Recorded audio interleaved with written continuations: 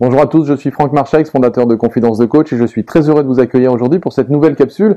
Alors je me dépêche juste avant que mon groupe de formation arrive. J'ai reçu plusieurs emails avec un certain nombre de questions et notamment une question sur la solitude du coach. C'est-à-dire que globalement, comment faire pour lutter ou pour réussir à continuer à être motivé jour après jour face un petit peu à cette solitude du travail, cette solitude du métier de coach, c'est-à-dire le fait de se retrouver tout seul sur un secteur et de réussir à rester motivé en étant tout de même dans cette solitude-là. Alors, la première chose que j'aimerais en fait aborder, c'est le fait, évidemment, dans un premier temps, sortir de cette solitude, parce que si vous restez dans cette solitude, il y a plusieurs choses qui peuvent se produire. Tout d'abord, il y a un vrai risque sur le fait qu'il y a une vraie démotivation qui peut apparaître, parce que plus vous allez travailler seul et moins vous allez avoir de motivation à échanger avec vos pairs, avec des gens qui vous ressemblent, avec des gens qui font le même métier que vous, et donc à échanger sur un certain nombre de stratégies ou sur un certain nombre de choses liées à votre métier. Mais en même temps, le vrai risque aussi, c'est de rentrer dans une forme de routine par rapport à votre métier, par rapport à votre travail, par rapport à votre action, par rapport aux choses que vous allez mettre en place dans votre accompagnement, qui fait que petit à petit, vous pouvez avoir un réel risque de manque de pertinence, de manque d'efficacité par rapport à votre action en tant que coach ou en tant qu'accompagnant. Donc, un des premiers risques au niveau de la solitude, c'est cette perte d'efficacité au niveau de votre accompagnement. Comment faire pour lutter ou pour sortir de cette solitude? C'est créer du réseau. C'est-à-dire, sur votre secteur, faire en sorte de rencontrer un maximum de professionnels, soit si vous êtes coach, des coachs, soit si vous êtes sophrologue, des sophrologues, soit si vous êtes thérapeute, des thérapeutes, si vous faites de l'hypnose, travaillez avec des gens qui font de l'hypnose, et en même temps, si vous faites de l'hypnose et uniquement de la thérapie, à ce moment-là, plutôt vous orientez vers des coachs. Si vous êtes sophrologue, rencontrez des gens qui font de l'hypnose. Si vous faites du reiki, rencontrez des gens qui font de la sophrologie. Et donc créer du maillage au niveau des différentes activités, c'est-à-dire ne pas vous cantonner uniquement avec des gens qui sont dans votre domaine d'application. Ce qui est intéressant, c'est d'avoir le regard et en fait le retour de votre activité par des gens et par des personnes, des professionnels qui sont hors de votre secteur d'activité propre pour justement enrichir de plus en plus vos échanges. Évidemment, si vous travaillez avec un certain type d'outils, rencontrer des gens qui travaillent avec un autre type d'outils peut vous interroger, vous questionner, vous mettre peut-être en challenge par rapport à comment eux l'auraient abordé, qu'est-ce qu'ils auraient utilisé, est-ce que ça peut être intéressant moi-même peut-être de me former à cette technique, ou comment est-ce que tel ou tel conseil qu'ils peuvent me donner, je peux l'incorporer dans ma propre pratique.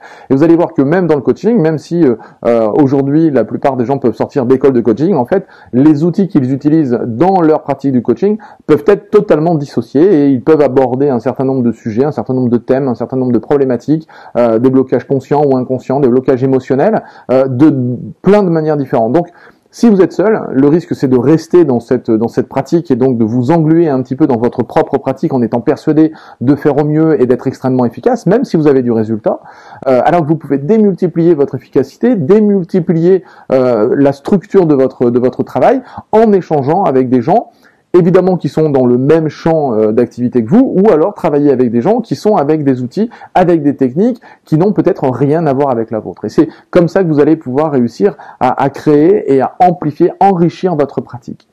Ce dont je parle relativement souvent, même très très souvent, je parle aussi beaucoup de covision. Alors, qu'est-ce que j'appelle la covision? J'en ai souvent parlé dans mes formations, j'en ai souvent parlé dans mes propres accompagnements. Moi, je suis pas un fan de la supervision. Alors, je sais qu'aujourd'hui, c'est pas politiquement correct de dire ça. Eh bien, c'est pas grave. Je m'en moque, ça n'a aucune espèce d'importance.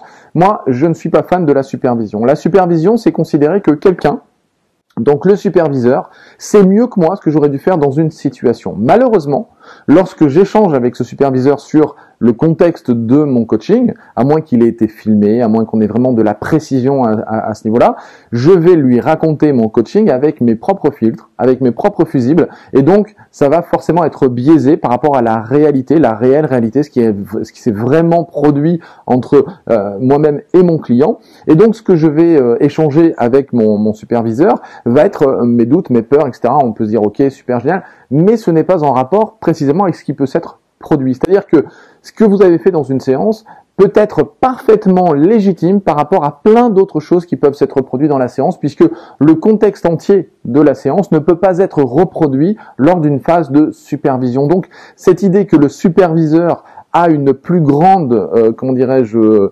efficacité que moi par rapport à une situation dans laquelle il n'est pas intervenu et dans laquelle il n'a qu'un bout, et donc un certain nombre de biais peuvent s'être produits lorsque je lui parle de cette séance, eh bien la supervision pour moi n'est pas si efficace, n'est pas si intéressante que ça pour développer son potentiel. Par contre, la covision est quelque chose qui me paraît beaucoup plus intéressant, dans le sens où on ne se place pas dans une situation de supervision au-dessus d'eux, mais au même niveau. Une forme d'addition, c'est-à-dire que je vais communiquer et je vais collaborer avec des gens au même niveau que moi, non pas comme il a la réponse que je n'ai pas, il a la structure que je n'ai pas, il a le processus que je n'ai pas.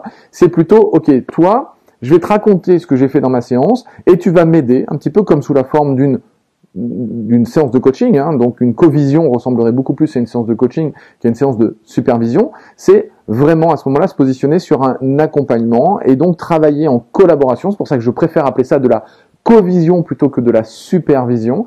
La covision, c'est travailler en collaboration sur l'amélioration de mon potentiel, l'amélioration de mon questionnement, l'amélioration de mon accompagnement, l'amélioration de tel processus ou de tel outil.